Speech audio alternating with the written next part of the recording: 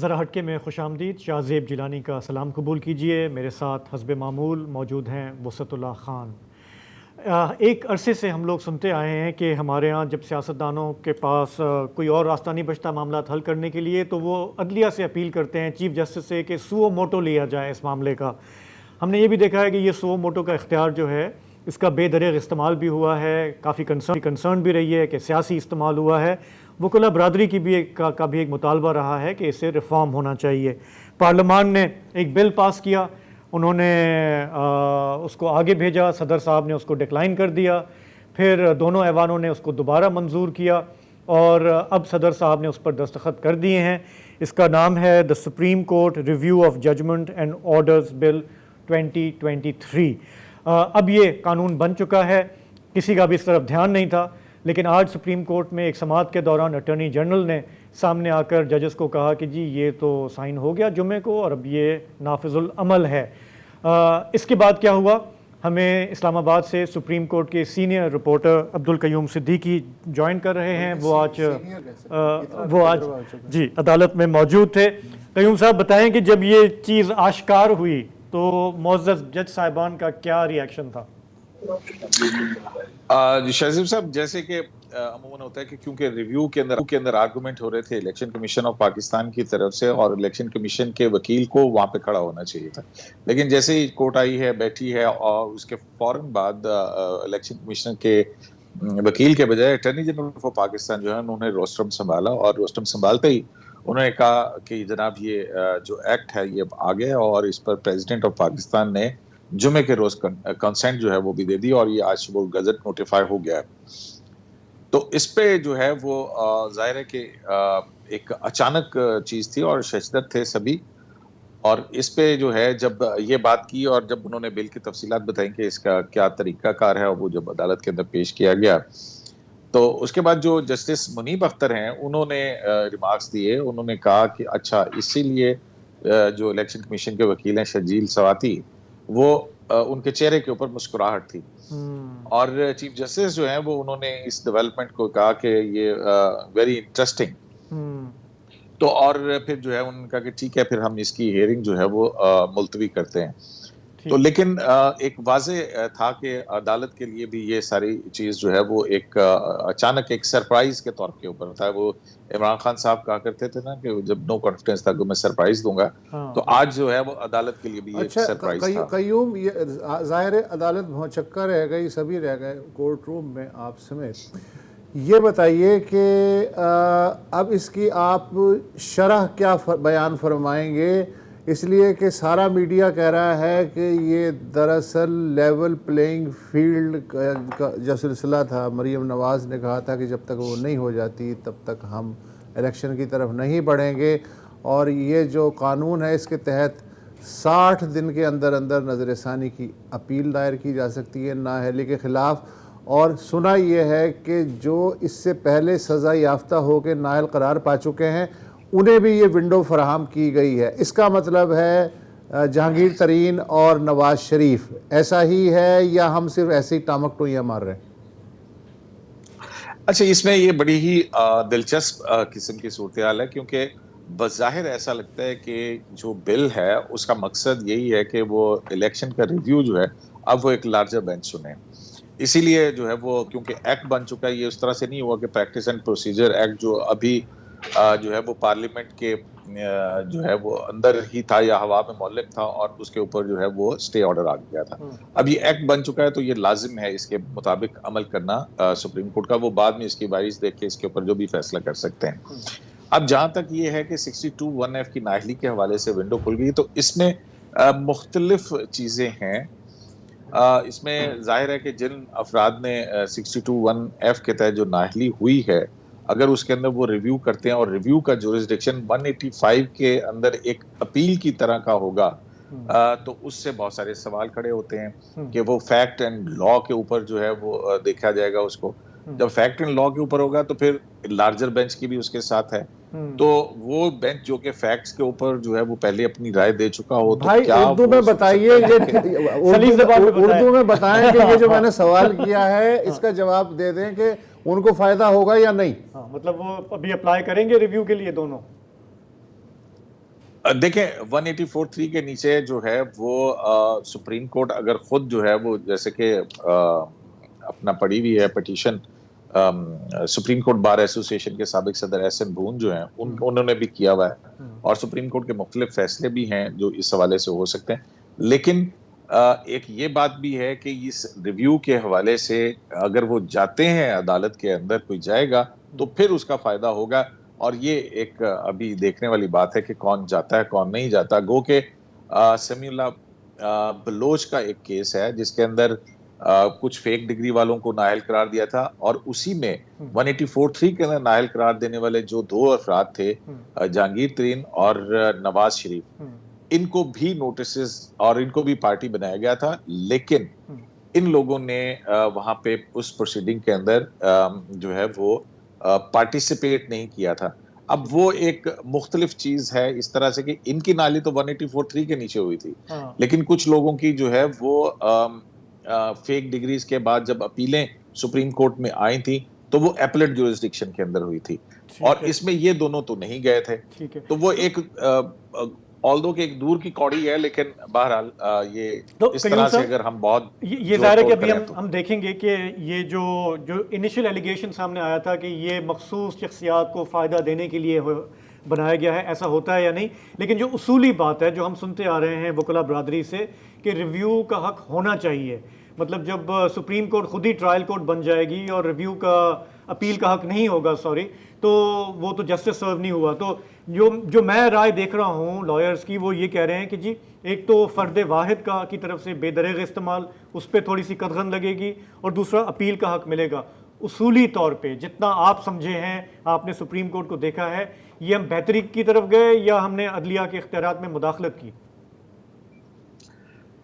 देखिए यही एक बहुत बड़ा टेक्निकल पॉइंट है। इसमें दो चीजें जो आपने बात की वो प्रैक्टिस एंड प्रोसीजर एक्ट के अंदर 184(3) में अपील प्रोवाइड की गई थी। यहाँ पे जो है इस नए कानून के अंदर सुप्रीम कोर्ट का रिव्यू जुरिस्डिक्शन जो है उसको एनहेंस किया गया है 185 की जुरिस्डिक्शन के नीचे कि एज एन अपील ही सुना जाएगा, क्योंकि पहले ये था कि वही बेंच सुनता था और उसमें error floating on the surface of the record के बहुत बड़ी कोई कॉन्स्टिट्यूशनल वायलेशन है तो उस पे अपना राय चेंज होती थी।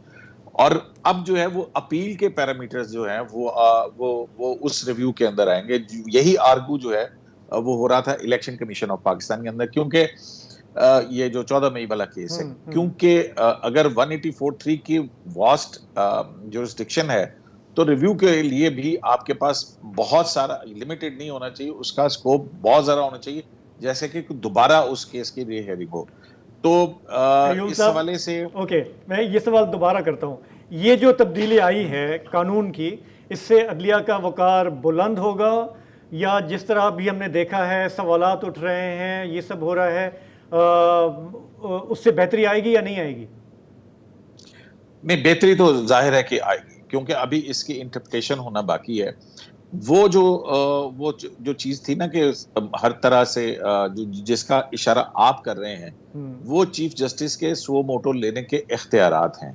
ये रिव्यू का जुरिस्डिक्शन जो है उसको या रिव्यू का जो एम्बिट है उसको वसी कर दिया गया है ताकि आप दोबारा अपने केस जो है उसके फैक्ट्स कर सकें और वो लार्जर बेंच सुनेगा। ठीक है, तो ये जो है इसके अंदर एक इतनी तब्दीली जो है वो ये जरूर है।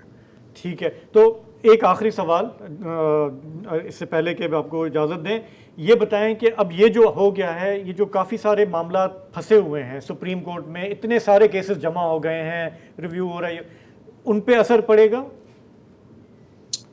देखें जाहिर है जो भी 184(3) के नीचे अगर जो लिमिटेड स्कोप थे अब वो अपील की सूरत के अंदर हो जाएगा। जाहिर है अब जो भी जाएगा उसके पास एक जो है वो एक जवाब तो है कि जनाब निकल आया है, आप इस तरह कीजिए। जी हाँ, thank you so much, so nice of you. एक वक्फा ले लें।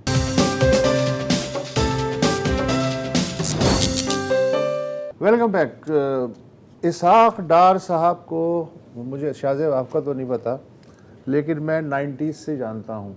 مطلب میرا خیال ہے اتنا وزیر خزانہ تو پاکستان میں کبھی بھی نہیں آیا جتنا اسحاق ڈار آیا ہے، شاید 3 دفعہ یا 4 دفعہ، آئی ڈونٹ نو، ہر بار نواز شریف صاحب کے جو بھی ہے ظاہر ہے زرداری کے اس دور میں تو نہیں آ پائیں گے، لیکن میں کہہ رہا ہوں کہ جب بھی نواز شریف آئے تو اچھا انہیں 2 شوق ہیں، یہ میں یہ تو نہیں کہوں کہ بچپن سے 2 شوق ہیں، لیکن جب بھی وزیر خزانہ بنتے 2 شوق ہیں، ایک تو یہ کہ ڈالر جڑا ہے انہوں تھلے لا کے رکھنا ہے، دوسرے یہ ہے کہ جو اکاؤنٹ سرپلس ہے کچھ بھی ہو جائے اکاؤنٹ سرپلس جو ہے وہ نہ جائے، بھلے انڈسٹری بند ہو جائے، بھلے سرمایہ کار کا اعتماد مزلزل ہو جائے، بھلے انفلیشن جو ہے کنزیومر انفلیشن وہ چھت سے لگ جائے، بھلے باہر سے پیسے آنے کے لیے کوئی بھی شرائط جو ہیں وہ ماننی پڑیں، اکاؤنٹ سرپلس دکھانا چاہیے، اور سینہ ٹھوک کے کہتے ہیں دیکھیں جی اتنی زبردست قسم کے چیلنجز کے باوجود ہم نے ڈیفالٹ نہیں کیا ہے اور انشاءاللہ آئندہ بھی نہیں کریں گے۔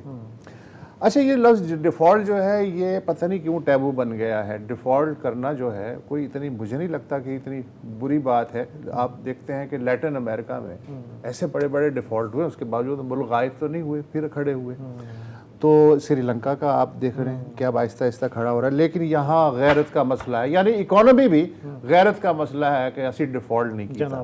اچھا مطلب پاجامہ غائب ہو گیا کرتا موجود ہے، کوئی اس طرح کی سچویشن جو ہے وہ ہماری اکنامک پالیسی اگر میں ایک جملے میں قید کرنے کی کوشش کروں، ابھی عاطف میاں آپ کو پتہ ہے ورلڈ کے جو 25 ٹاپ اکانومسٹ ہیں ان میں سے ایک ہیں، پرنسٹن یونیورسٹی میں پڑھاتے ہیں، انہوں نے ایک ٹویٹ تھریڈ کیا اور انہوں نے کہا کہ بھیا یہ جو آپ سینہ پھلا رہے ہیں کہ دیکھو اب تک ڈیفالٹ نہیں کیا، اس کا کیا فائدہ اگر باقی جو تمام انڈیکیٹرز ہیں آپ کی اکانومی کے وہ نیچے جا رہے ہوں، تو ڈیفالٹ اور don't default what does it make difference?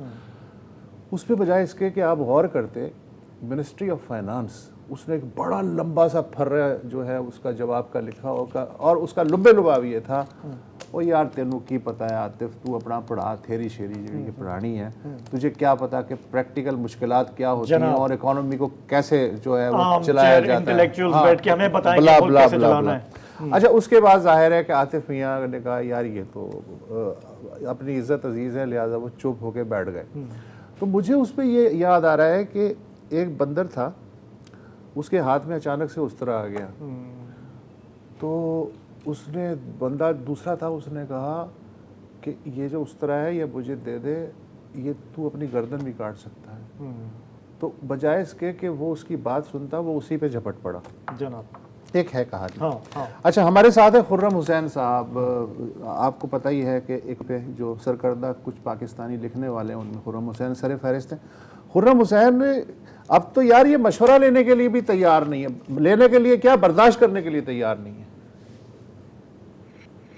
G I think in کے پاس اب ایک سنگل پوائنٹ ایجنڈا ہے، یہ یاد رکھیں کہ ان کی حکومت تو اگست میں اینڈ ہو رہی ہے، بالکل، تو اگست سے آگے ان کا کوئی کسی قسم کا ڈیلیوری کا ہورائزن نہیں ہے، یہ اب سوچ رہے ہیں کہ بس اب سے لے کے اگست تک کسی طرح ہم لوگ ہولڈ کر کے یہی سچویشن آگے کہتے کہ اس کو ہینڈ اوور کر دیں تو ہم جیت جائیں گے۔ اور سنگل پوائنٹ ایجنڈا اب ان لوگوں کا یہ ہے، اب ان لوگوں سے مطلب یہ ڈار صاحب اور ان کی جو ٹیم ہے کہ ڈیفالٹ نہ ہونے دیں پاکستان کو، اور ڈیفالٹ سے ان کا مطلب ہے کہ زر مبادلہ پاکستان کے ختم نہ ہو جائیں، کہ ہم لوگ اپنی کوئی بھی میچورنگ ساورن ڈیٹ پیمنٹ مس کریں، یا ہماری انرجی سپلائی چین ٹوٹ جائے کسی طرح سے، یا اسینشیل امپورٹس میڈیسنز کی یا فوڈ آئٹمز کی اس طریقے اتنی اس حد تک متاثر ہو جائے کہ شارٹیجز پیدا ہو جائے ملک میں۔ بس اگر اتنا وہ کر لیں مینیج، اتنا بس وہ گزار لے کسی طرح یہ 2-3-4 مہینے اگست تک جب ان کی اسمبلیاں ویسی ڈیزالو ہونی ہے، for them it will be success, وہ تو ڈار صاحب کہہ دیں گے کہ میں تو کامیاب رہا۔ اس سے آگے ابھی تک اس گورنمنٹ کا کوئی گول اکنامکلی اسپیکنگ کوئی اور گول نہیں ہے۔ مطلب یہ آئی سی یو میں بس وہ آکسیجن ملتی رہے مریض کو، باقی اس کا علاج کیا کرنا ہے اس طرف توجہ نہیں ہے ابھی، بس مرے نہ مریض، یہی وہ کہہ رہے ہیں نا کہ مریض جو ہے وہ زندہ ہم لوگ دوسروں کو ہینڈ اوور کر دیں چاہے جس مرضی حالت میں ہو، that's good enough as far as they are concerned۔ اس لیے اب ہم دیکھ رہے ہیں کہ ڈاکٹر صاحب بڑے فخر سے کہتے ہیں ڈیفالٹ تو نہیں ہوا نا ابھی تک، اور وہ تو آپ کو یاد ہوگا کوئی اکتوبر نومبر سے شروع ہو گیا تھا پروگنوسس کے اپریل تک ڈیفالٹ ہو جائے گا, مارچ تک ہو جائے گا. اب وہ نہیں ہوا تو ڈار صاحب فیلز کے there you go, میں جیت گیا. وہ غلط ثابت ہوگی سب کچھ. اب وہ الگ بات ہے کہ کس طریقے سے اس کو اوورٹ کیا گیا ہے ڈیفالٹ کو, کہ اکانومی کا اس حد تک گلا دبا دیا ہے کہ گروتھ ریٹ آپ کا بالکل یعنی کہ نہ رہ نہیں گیا کوئی. 0.3% اس مالی سال کا گروتھ ریٹ ہے, اگلی کا تو اگر اسی طرح چلانا ہے تو نیگیٹو گروتھ ریٹ ہوگا. تو خرم صاحب ہمارے پاس ابھی ٹائم تھوڑا سا کم ہے. ہم سارا سال یہی سنتے رہے کہ جی جب تک سیاسی انتشار ہوگا تو اکانومی کیسے ٹھیک ہوگی. اب یہ جو حالات ہمارے ہو گئے ہیں تو آپ کے خیال میں کچھ ان کو کیا کچھ سپیس ملے گا یا یہ اور بدتر ہوگا ابھی جو ہم دیکھ رہے ہیں ہمارے حالات ہیں؟ ہمارے حالات مجھے جو لگ رہا ہے اسی طرح چلتے رہیں گے. مہنگائی قابو میں تو نہیں آئے گی, نہ معیشت میں کسی قسم کی رفتار پیدا ہوئے گی جب تک کوئی ایک ایسی حکومت نہیں آتی جو اس کرائسس کا شکار نہ ہو, جس کے ہاتھ نہ بندھے ہوئے ہوں سیاست کے ذریعے یا الیکشنز کے اوپر نظر رکھ کے اس کے ذریعے, اور جس کا فوکس جو ہے وہ عمران خان سے ہٹ کے اپنی معیشت کو سنبھالنے کی طرف بھی آئے. فی الحال تو مجھے لگ رہا ہے کہ ہر کوئی ٹاپ لیولز پاکستان میں ڈیسیشن میکنگ تو ایک ہی بندے کے راؤنڈ ابھی گھوم رہی ہے, اور وہ عمران خان کے راؤنڈ. معیشت کو تو ابھی زیرو اٹینشن مل رہی ہے. اچھا یہ بتائیے خرم صاحب کہ اب جب کہ اس بات سے کی طرف سے اطمینان ہو گیا ہے کہ آئی ایم ایف سے جو ہے وہ قسط نہیں مل رہی ہے, مطلب میری گٹ فیلنگ یہی ہے, I don't know about you, اگر ایسا ہی ہے تو پھر تو یہ دل کھول کے بادشاہ سلامت خزانے کا منہ کھول دیں گے اس بجٹ میں کہ اس کے بعد جو ہوتا رہا ہے وہ بعد کے لوگ جانے, ہم تو جو ہیں خوش کر کے چلے جائیں. ایسا ہی ہوگا, کچھ ایسا ہی لگ رہا ہے بالکل. دیکھیں یہ بجٹ ایک تو آئی ایم ایف کی ہاتھوں سے نکلا ہوا ہوگا تو کوئی کسی قسم کی اس کے اوپر ریسٹرینٹس نہیں ہوں گی. آئی ایم ایف ہی ایک ادارہ ہے جو پاکستان کی حکومتوں کو ریالٹی کے ساتھ باندھ کے رکھتا ہے. نمبر 2 کہ یہ بجٹ تو یہ لوگ اناؤنس کریں گے لیکن فسکل ایئر کلوز کوئی اور کرے گا, وہ یہ لوگ نہیں کریں گے. اور یہ جب بھی ہمارے ماضی میں ہوا ہے کہ الیکشن ایئر کے دوران جو بجٹ اناؤنس ہوتا ہے وہ ہمیشہ ایکسپینشنری ہوتا ہے, اس میں پھر اس کا ریالٹی سے تعلق نہیں ہوتا. اور وہ تو اسی ٹائپ کی چیز اب اس میں بھی ایکسپیکٹ کر رہے ہیں کہ سول سرونٹس کی سیلریز میں جو انکریسز ہیں, اور آئی ڈونٹ نو کہ کس عوام کو ریلیف دینے کی کوشش ہوگی. خرم صاحب آپ کا بہت بہت مسئلہ شکریہ. یہ ہے کہ ٹھیلا الٹ گیا ہے, اب جو کھا سکتے ہیں بس وہی بچت ہے, وہی بچت ہے. کہنے کا مقصد یہ. تو پروگرام میں ایک بریک لیتے ہیں, واپس آتے ہیں تو بات کرتے ہیں کہ ترکی کے انتخابات میں کتنا زبردست رزلٹ آیا ہے, اس کی حقیقت کیا ہے, ایک بریک کے بعد.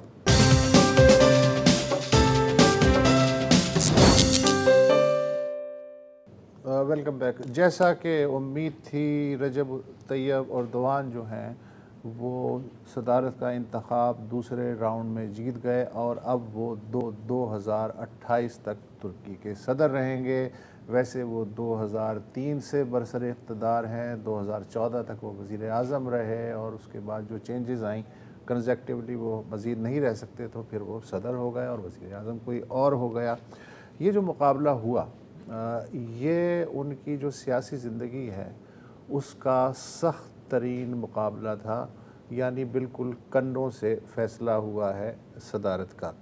اچھا, دوسرا یہ ہوا ہے کہ اب وہ سب سے زیادہ طاقتور رہنما بن گئے ہیں. جدید ترکی کے بانی اتا ترک کے بعد کہا جاتا ہے کہ اردوان سب سے طاقتور ہیں, اور اب تک سب سے طویل ترین جو حکمرانی کی ہے جدید ترکی پہ اس کا ریکارڈ بھی اردوان صاحب نے بریک کر دیا ہے. انہوں نے انقرہ میں اپنے بے شمار جو حامی تھے ان سے خطاب کرتے ہوئے کہا کہ آج جو ہے جدید ترکی کا 100واں سال مکمل ہو گیا ہے, اور استنبول کی جو فتح ہوئی تھی عثمانیوں کے ہاتھوں اس کو بھی 570 سال مکمل ہو چکے ہیں. وہ بھی ایک ٹرننگ پوائنٹ تھا, یہ بھی ایک ٹرننگ پوائنٹ ہے. یہ سارا الیکشن انہوں نے اتنی سخت مقابلہ کیوں ہوا؟ اس لیے ہوا کہ جیسا کہ ابھی ہم خرم حسین سے بات کر رہے تھے کہ الیکشن ایئر جو ہوتا ہے اس میں حکومتیں جو ہیں خزانے کے منہ کھول دیتی ہیں بھلے معیشت کا کوئی بھی حال ہو. مثلا ترک معیشت جو ہے وہ بہت اچھی حالت میں نہیں ہے. افراط زر جو ہے وہ حکومت کہتی 44%, آزاد جو اکانومسٹ ہیں وہ کہتے ہیں 105% تک ہے. اس کے باوجود بجلی کے آخری دنوں میں بجلی کے بلوں میں انہوں نے کمی کی، اور اس کے علاوہ بھی بڑے پاپولر قسم کے اقدامات کیے، اور الیکشن کے بعد اب ان کی قیمت شاید دینی پڑے۔ مبشر زیدی ہمارے ساتھ موجود ہیں استنبول سے۔ اب واٹ از نیکسٹ سر؟ اچھا لائن ڈراپ ہو گئی۔ تو جس طرح آپ نے کہا کہ بظاہر یہی لگ رہا ہے کہ اکانومی بہت بڑا چیلنج ہوگا اس وقت۔ میری مبشر سے جب پہلے بات ہو رہی تھی تو وہ بتا رہے تھے کہ ہم یہاں پہ مہنگائی کا رونا روتے ہیں، لیکن وہاں پہ بھی حالات کافی چیلنجنگ ہیں۔ جو کاسٹ آف لیونگ ہے، فوڈ پرائسز ہیں، انرجی پرائسز ہیں، وہ کافی تیزی سے اوپر جا رہی ہیں۔ اسی طرح سے ہم یہاں پہ اپنا روز ہم کہتے ہیں نا کہ ڈالر یہاں پہنچ گیا، روپی یہاں آ گیا، ادھر بھی لیرا کی حالت جو ہے 80% ڈی ویلیو ہو چکا ہے پچھلے 5 سال میں۔ اچھا، روایتی طور پر یہ ہوتا ہے کہ جیسے ہمارے یہاں بھی ہو رہا ہے کہ جب مہنگائی اوپر جا رہی ہوتی ہے تو انٹرسٹ جو ہے وہ سینٹرل بینک بڑھاتی ہے تاکہ اس کو قابو کیا جائے۔ اردوان صاحب نے ایک نیا کام کیا ہے، وہ انٹرسٹ ریٹ کو گھٹا رہے ہیں۔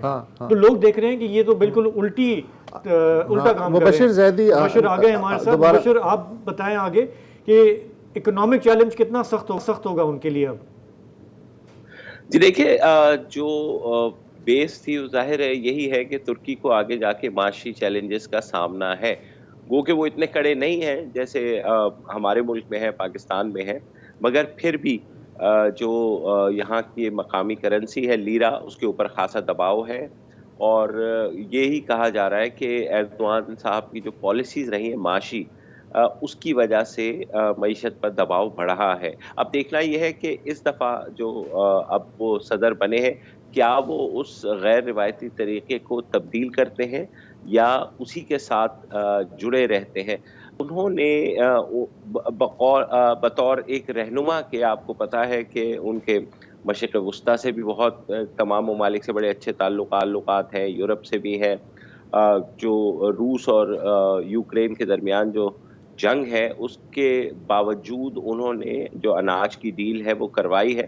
تو وہ کوشش یہ کرتے ہیں کہ دوسرے ممالک جو ہے وہ اپنا پیسہ جو ہے وہ ترکی میں انویسٹ کرے، اور اس چیز سے لوگوں کو جو ہے وہ گروتھ بڑھے، ملازمت کے مواقع بڑھیں اور انفلیشن کم ہو۔ ابھی تک ہم نے دیکھا ہے کہ انفلیشن گزشتہ برس جو رہی وہ تقریباً 86% تھی، جو کہ اب تقریباً آدھی ہو چکی ہے، یعنی 40% پر آ گئی ہے، مگر یہ کہنا کہ بالکل مہنگائی ختم ہو جائے گی وہ ایسا نہیں ہو رہا۔ تو اب جیتنے کے بعد یہی دیکھنا ہے۔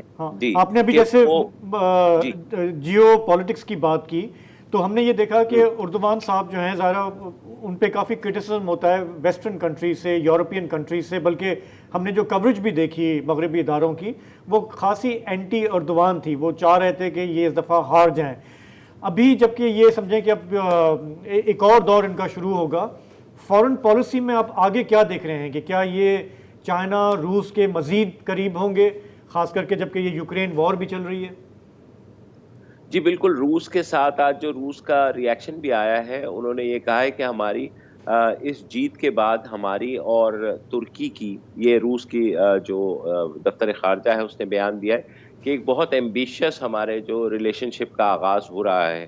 تو آلریڈی آپ یہ دیکھیے کل جب وہ صدر بنے تو بائیڈن نے بھی انہیں مبارکباد دی، روس کے صدر نے بھی مبارکباد دی، یعنی ولادیمیر پوتن نے، اور زیلنسکی نے بھی فون کر کے مبارکباد دی۔ یورپ اور ٹرمپ نے بھی دی، ٹرمپ نے بھی دی، سرکوزی صاحب نے دی، اس کے علاوہ جو ہے اور یورپ کے دیگر جو رہنما ہیں انہوں نے دی۔ ظاہر ہے نیٹو اتحادی ہے، ان کا بنتا بھی ہے، مگر میں اور خاص طور پر آپ مطلب جو پوتن صاحب کی مبارکباد ہے وہ کاؤنٹنگ ختم ہونے سے پہلے ہی آ گئی تھی۔ ساتھ ہی ساتھ جو قطر کے امیر ہیں شیخ تھانی، انہوں نے، ان کی مبارکباد بھی بہت جلدی آ گئی تھی۔ آپ کو یاد ہوگا جب GCC میں جھگڑا ہوا تھا تو ترکی نے قطر کو ریسکیو کیا تھا ایک طرح سے۔ تو ترکی کی جو سفارتی ایک ایج ہے اس وقت، وہ صدر ایردوان کو ایک ایسے رہنما کے طور پر دکھاتی ہے جو کہ بحران میں کچھ نہ کچھ ایک ایسی اس میں سے اس کا حل نکالتے ہیں۔ اب جیسے یہ اناج کی جو ڈیل ہے اس کا کریڈٹ ظاہر ترکی کو جاتا ہے، اقوام متحدہ کو جاتا ہے، مگر اس سے ایک تاثر یہ ابھرا کہ ایک جنگ کے دوران بھی انسانیت کے ناطے کوئی ایسا فریق کوئی ایسا رہنما جو اس سارے تنازع میں فریق نہ ہو وہ آ کر کچھ ایک بہتر پہلو بھی نکال سکتا ہے. تو یہی وجہ ہے کہ اپوزیشن یہاں پر جو ہے اپنے آپ کو ایردوان کا متبادل کے طور پر پیش کرنے میں ناکام رہی اور لوگوں نے یہاں پر صدر ایردوان کو ایک دفعہ پھر منتخب کیا. حالانکہ آپ سوچئے کہ بہت سے ایسے تقریباً اگر کہیں تو تقریباً 2 ملین کے قریب ایسے ووٹر تھے جو پہلی دفعہ ووٹ کر رہے تھے, یعنی جنہوں نے اپنی زندگی میں صدر ایردوان کے علاوہ ترکی میں کوئی رہنما دیکھا ہی نہیں. تو یہ جو اپوزیشن کو ووٹس ملے ہیں اس میں بہت سے یوتھ کے ووٹس بھی شامل ہیں, جو جیسے ہمارے ملک میں ہوتا ہے یا کہیں بھی ہوتا ہے کہ آپ دیکھ رہے ہیں کہ ایک رہنما جو ہے وہ 20 سال حکومت کر چکا ہے تو وہ عوام شاید اکتا جاتے ہیں کہ ایک ہی فار دا سیک آف تبدیلی جو ہے, اور تبدیلی ہم سے بہتر کون جانتا ہے, تو وہ اس کے لیے پھر ووٹ دیتے ہیں. تو وہ اپوزیشن کو یہ ایج تھا, لیکن اپوزیشن پھر بھی ایردوان کا متبادل پروگرام دینے میں یا اس طرح کی جو ایک لیڈرشپ ہے وہ دینے میں ناکام رہی. اچھا 25 لاکھ ووٹوں کا ڈیفرنس بتایا جاتا ہے دونوں کینڈیڈیٹس کے درمیان میں, اور یہ بھی کہا جاتا ہے کہ ایردوان نے ایک کارڈ بڑے کلیورلی کھیلا اور وہ تھا نیشنلزم کا کارڈ, کہ انہوں نے پورا چارج لگایا کہ ان کے الائنس میں اپوزیشن الائنس میں ایک کردش پارٹی بھی تھی, تو اس کی وجہ سے انہیں موقع مل گیا کہ وہ کہیں دیکھو یہ جو ہمارے حریف ہیں کمال صاحب یہ دراصل دہشت گردی کی حمایت کر رہے ہیں. یہ کارڈ کتنا مؤثر ثابت ہوا؟ دیکھیے وسط صاحب, نیشنلزم تو دونوں طرف سے ہی کھیلا گیا, اور مگر اگر آپ دیکھیں تو زیادہ کارڈ جو کھیلا گیا ہے وہ تو اپوزیشن یعنی کلچدارولو صاحب کی طرف سے کھیلا گیا. اور تو اور الیکشن سے ایک روز قبل انہوں نے ایک انٹرویو دیا اور کہا کہ تمام اگر وہ منتخب ہو گئے تو آتے ہی تمام جو شامی پناہ گزین ہیں ان سب کو واپس بھیج دیں گے.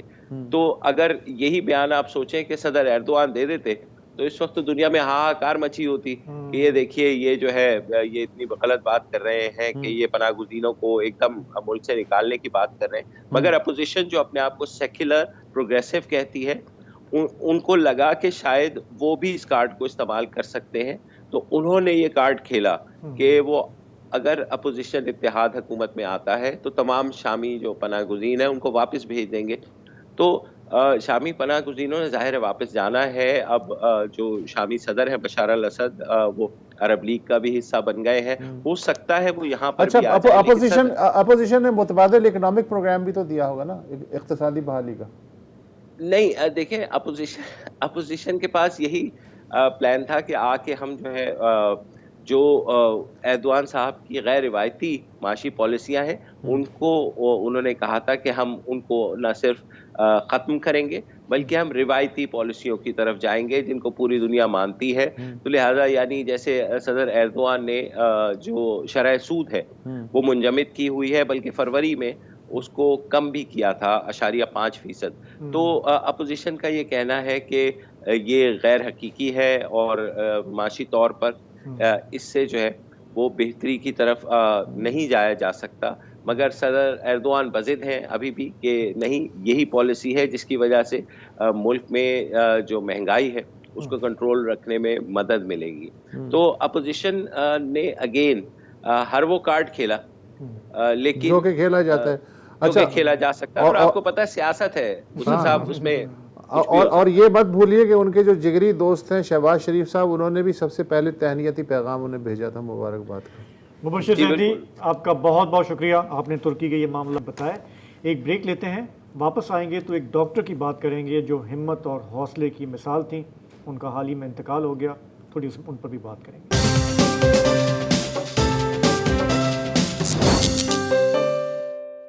پاکستان کا سب سے بڑا ایمرجنسی وارڈ یہاں کراچی میں جناح ہسپتال میں ہے. اس کی انچارج ایک لمبا عرصہ رہیں ڈاکٹر سیمی جمالی.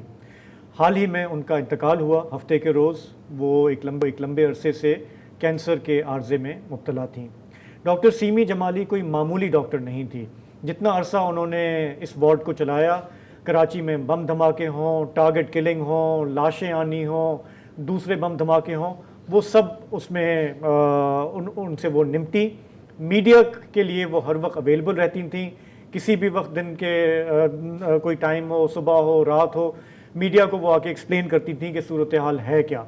ये एक बहुत ही मुश्किल दौर था और उसमें डॉक्टर सीमी जमाली को देखा गया हौसले और हिम्मत की मिसाल। उनकी एक क्लोज़ कॉलीग हैं डॉक्टर तस्नीम एहसन, वो भी एग्जीक्यूटिव डायरेक्टर रहीं जिन्ना हॉस्पिटल की। डॉक्टर सीमी से पहले उन्होंने उनके साथ काम किया, करीब से देखा। इस वक्त वो हमें फ़ोन लाइन पर ज्वाइन कर रही हैं। डॉक्टर तस्नीम, आपका बहुत बहुत शुक्रिया।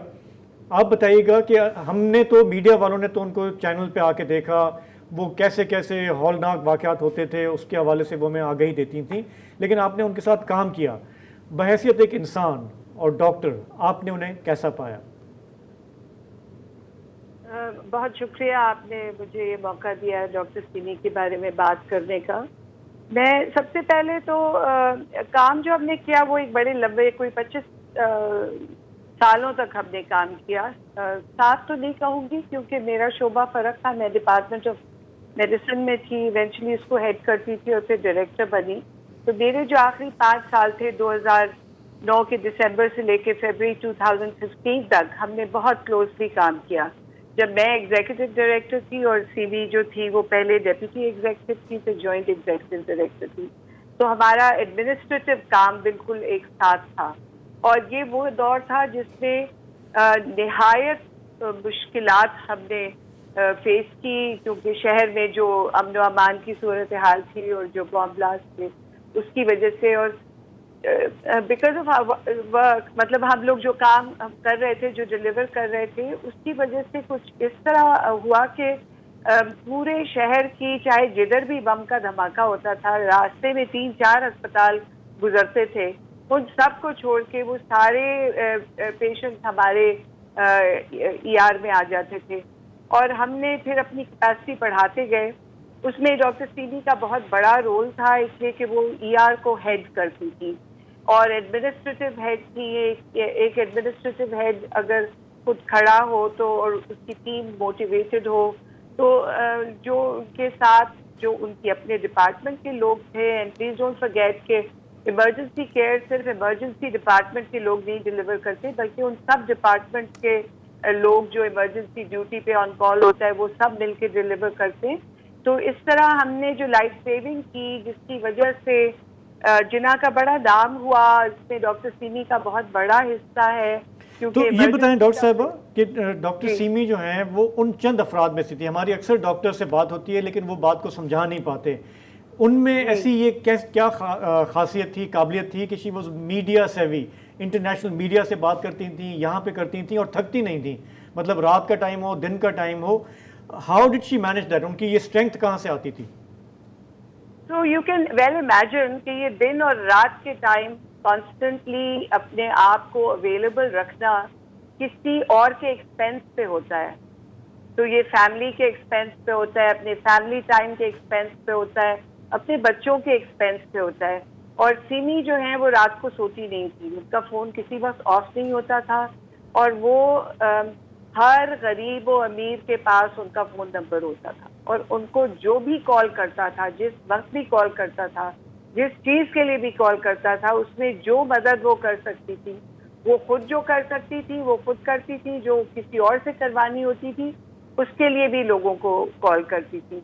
तो ये इनकी ख़ास तबीयत थी। उनकी तबीयत में बहुत सिला रहमी थी, बहुत एक लिहाज से बहुत लिहाज था लोगों के इमोशंस का, लोगों की तकलीफ का, लोगों की ज़रूरत का। और इसमें वो गरीब, अमीर, पावरफुल, नॉट सो पावरफुल, ये कुछ नहीं देखती थी। वो जो कुछ दामे दर में सुखने कर सकती थी वो कर देती थी। डॉक्टर साहब जी बहुत शुक्रिया आपका। और ज़ाहिर है कि मीडिया से राब्ता करीबी रहा है उनका हर एक से, तो हम जो हैं ज़ाहिर है आपकी तरह हम भी मिस करेंगे। Thank you so much. अच्छा, मैं कुछ चीज़ें ऐड करना चाह रहा था जी کہ ابھی ریاض سہیل نے بڑی اچھی رپورٹ بنائی BBC کے لیے ڈاکٹر CV جمالی کی زندگی پہ. ہاں بیک گراؤنڈ بڑا کاؤنٹ کرتا ہے. مثلا جو ان کی والدہ تھیں وہ میڈیکل اسٹوڈنٹ تھیں اور ان کی شادی ہو گئی, یعنی شی واز ہاف ڈاکٹر, وہ کبھی بھی مکمل نہیں کر سکی MBBS. لیکن ان کی جو 3 لڑکیاں تھیں جن میں ڈاکٹر CV بھی تھی, وہ چاہتی تھی کہ یہ ڈاکٹرز بنے, تو ان تینوں میں سے 2 تو بن گئیں, ان کے سامنے بنی. پھر یہ کہ عام طور پہ ہوتا ہی ہے کہ جب آپ ایک پوسٹ پہ بیٹھ جاتے ہیں, ایک تو اچھا, دوسرے کہ انہوں نے کبھی زندگی میں پرائیویٹ پریکٹس نہیں کی, ہمیشہ جو ہے سرکاری جاب میں رہی. اور ان کے والد نے کہا کہ کسی نجی سیکٹر میں مت جانا, اس لیے کہ وہ پیور ان کی کمرشل اورینٹیشن ہوتی. اگر خدمت کرنی ہے تو کسی سرکاری آرگنائزیشن میں جاؤ. تو NICVD میں اور اس کے بعد پھر وہ جناح ہسپتال میں رہیں.